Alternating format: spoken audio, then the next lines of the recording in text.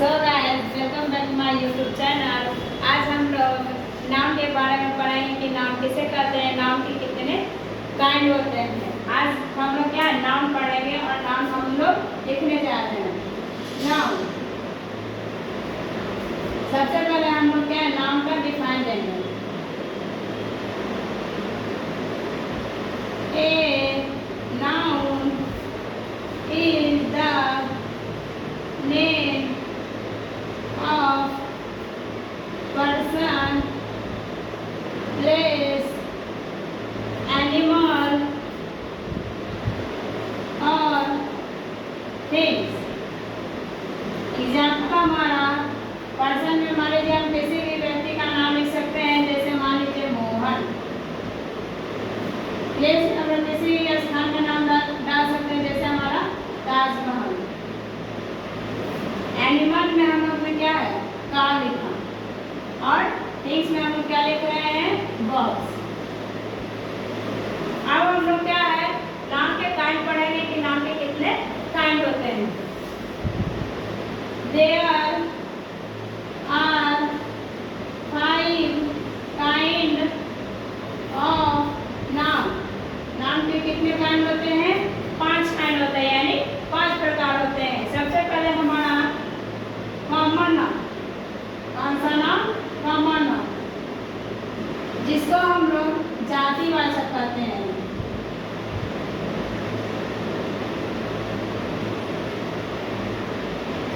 दूसरा हमारा प्रॉपर नाम, जिसको हम लोग व्यक्तिवाचक संज्ञा कहते हैं।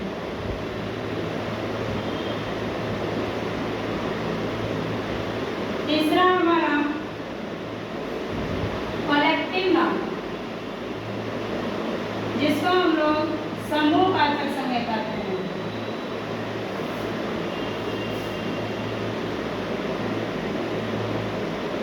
चौथा हमारा अविष्टेप नाम, जिसको हम लोग भाववाचक संज्ञा कहते हैं।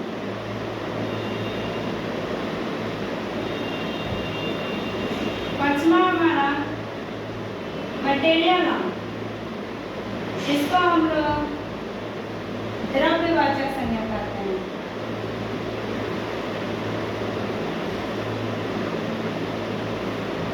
हम लोग फिर से इसको रिपीट करते हैं कि नाम किसे कहते हैं, नाम के कितने काइंड होते हैं। सबसे पहले noun. A noun is the name of person, place, animal और थिंग्स। नाउन का मतलब होता है संज्ञा। क्या होता है? संज्ञा, जिसको हिंदी में हम लोग कहते हैं।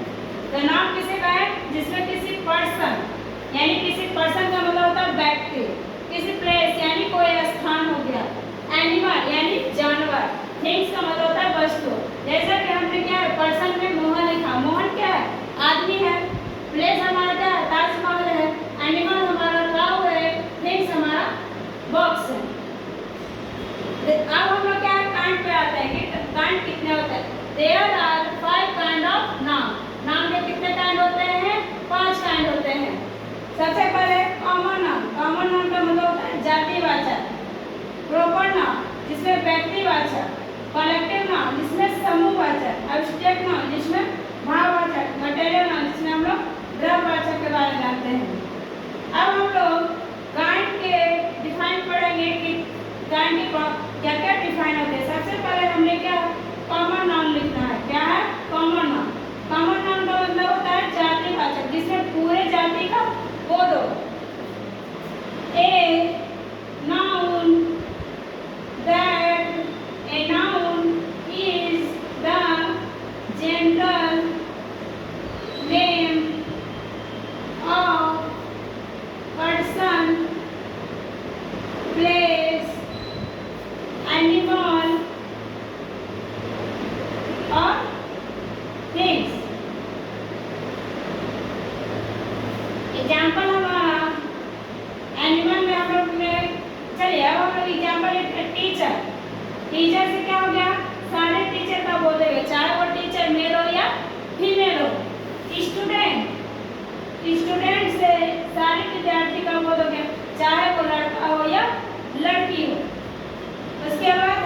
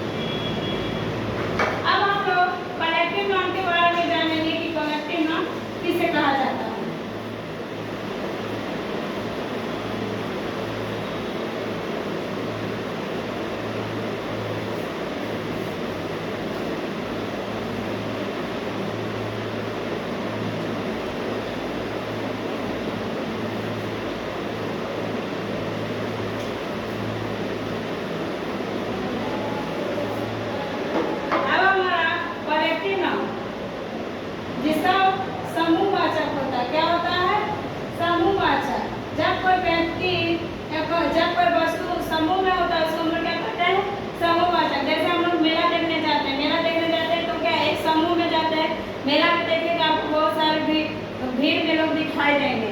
जैसे चाबी का गुच्छा जो एक समूह में होता है, अंगूर का गुच्छा वो क्या है, एक समूह में है। ए ग्रुप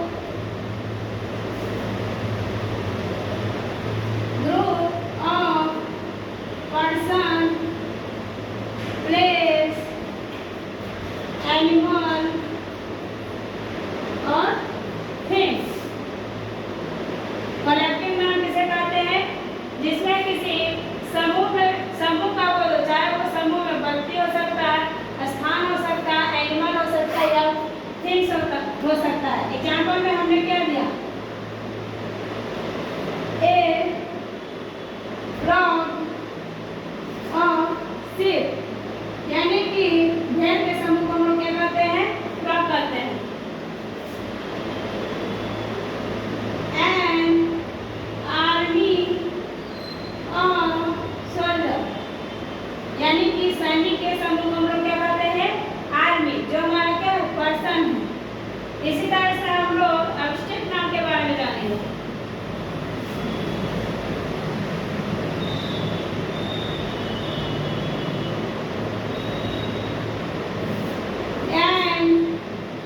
Abstract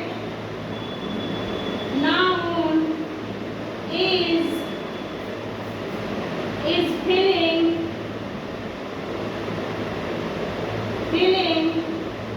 emotion,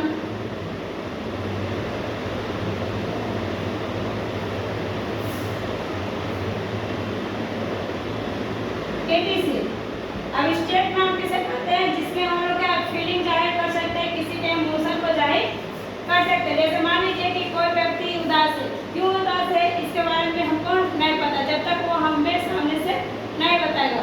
अगर कोई व्यक्ति बूढ़ा है, वो कितना साल बूढ़ा है ये भी हमको नहीं पता, जब तक वो अपना एज नहीं बताता। एग्जाम्पल में हमारा हो गया चाइल्डहुड, बचपन किसे कहा जाता है, जैसे जब कोई बच्चा रहता है तो उसको क्या कहते हैं, बचपन कहते हैं। अब मान लीजिए कि कोई 10 साल का बच्चा हो गया, कोई 15 साल का, लेकिन उसके अंदर फिर भी बचपना है, तो उसको हम लोग क्या कर, उसके बचपना वो अपने आप दिखा रहा है, उसके जाहिर हम नहीं कर सकते हैं। वो जब तक नहीं दिखाएगा तब तक हम नहीं जान सकते कि उसमें अभी भी बचपना है। Happy,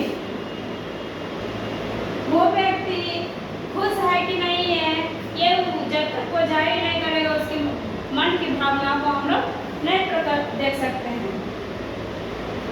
sad,